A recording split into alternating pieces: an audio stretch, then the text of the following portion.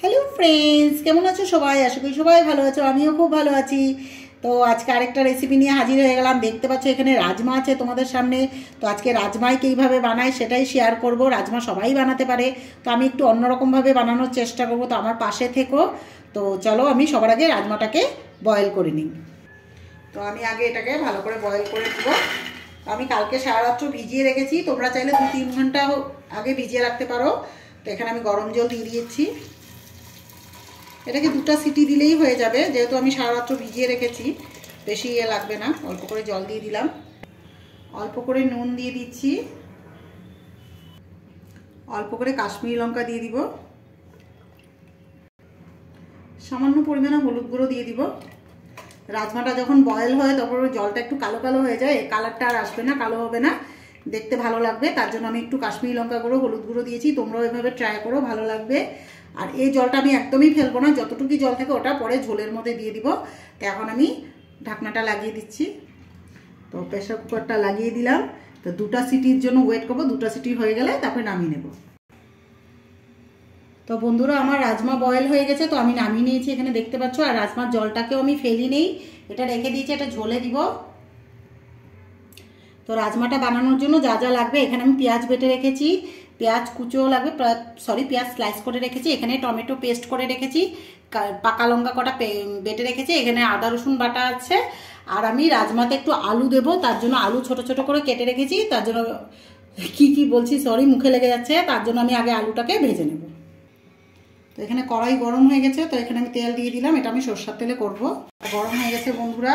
তো এখন আমি আলুটাকে ভেজে নেবো। আলুটা অপশনাল, আমাদের ঘরে আলুটা পছন্দ করে, তাই আমি আলু দিয়ে করছি। তোমরা চাইলে দিতেও পারো, নাও দিতে পারো, এটা কোনো ব্যাপার না।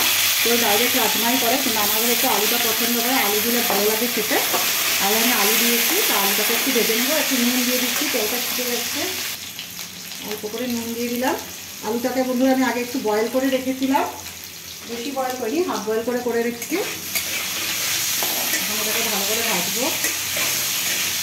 কথাতে কোনো ভুলভাল হলে বন্ধুরা ক্ষমা করে দিও, অনেক সময় মুখে লেগে যায়, তাড়াহুড়োর মধ্যে করতে থাকি। তো কিছু মনে করো না বন্ধুরা, তোমরা নিজেরভাবে মানিয়ে নিও একটু। তো বন্ধুরা দেখতে পাচ্ছ আমার হালকা হালকা ভাজা হয়ে গেছে, পুরো লাল করে ভাজবো না এটা। তো এখন আমি নামিয়ে নিচ্ছি আলুগুলো।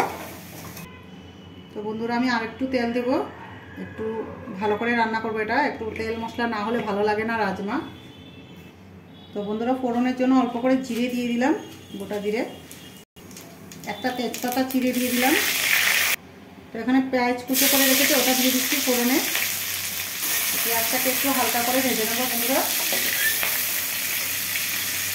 এই রান্নাটা এত কিছু নেই, কিন্তু খেতে খুবই ভালো লাগে, ইজি হয় রান্নাটা, ফটাফট খেতে খুবই ভালো লাগে। রুটির লগে বলো, ভাতের সাথে বলো, সব কিছুর সাথেই যায় রাজমাটা। রাজমাটা খুবই গুণ আছে এটা, সবাই খেতে পারে, এটা কোনো না, বাচ্চার থেকে বড়ো থেকে সবাই খেতে পারে, খুবই ভালো, এটা শরীরের জন্য খুবই উপকারী।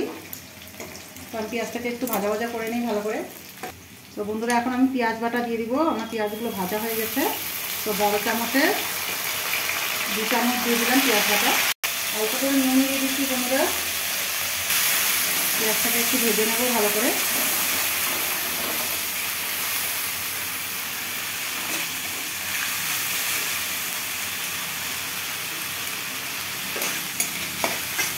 একটা রাজস্থানি ডিশ, রাজমাটা আমাদের রাজস্থানে বেশি চলে, এটা রাজমা চাবল বলে। রাজমার সাথে ভাত দিয়ে রাজমাটা খায় ওরা, রাজমা চাবল বলে, খেতে খুবই ভালো লাগে, ওখানে বেশি চলে।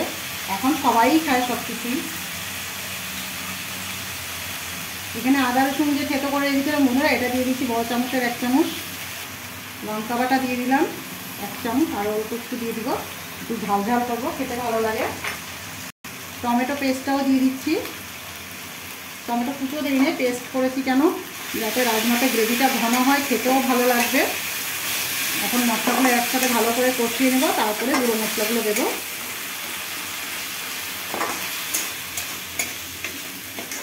হলদি দিয়ে দিলাম বন্ধুরা এখন, জিরের গুঁড়ো 1/2 চামচ, ধনের গুঁড়ো 1 চামচ, কাশ্মীরি লঙ্কা দিয়ে দিলাম 1 চামচ, কালারটা ভালো আসবে।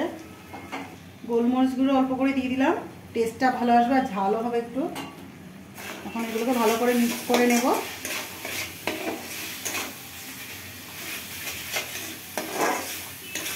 এখন মশলাটাকে একটু ভালো করে কষাবো 2-3 মিনিট।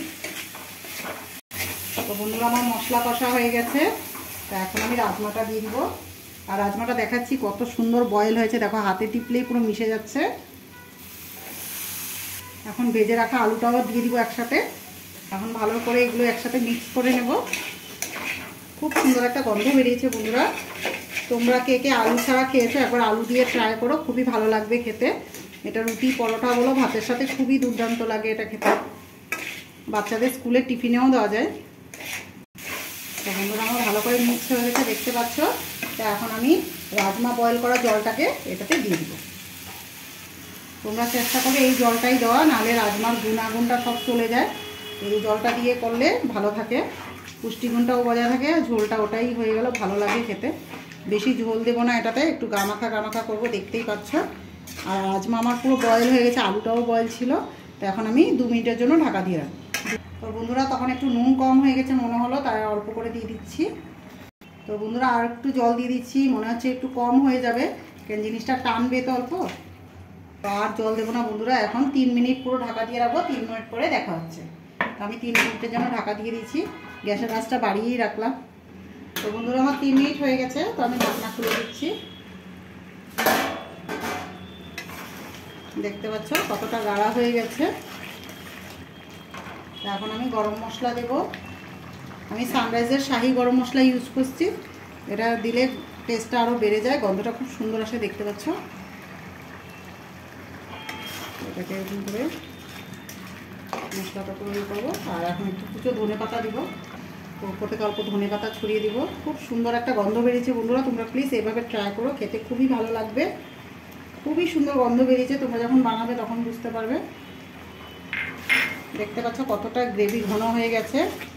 তার মধ্যে আমি আলু 1-2টা ম্যাশ করে নেব, আরও ইয়ে হয়ে যাবে, থকথকে হয়ে যাবে পুরো, খেতে খুবই ভালো লাগবে।